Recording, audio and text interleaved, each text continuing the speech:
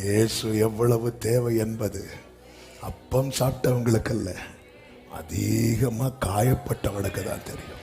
இயேசு எவ்வளவு தேவை என்பது அதிகமாய் கண்ணீர் வடித்த ஆமென் ஆகாருக்கு தான் தெரியும். இயேசு எவ்வளவு தேவை என தனிமையை கண்ட யாக்கோபுக்கு தான் தெரியும். இயேசு எவ்வளவு தேவை என தள்ளப்பட்ட தாவீதுக்கு தான் தெரியும். இயேசு எவ்வளவு தேவை.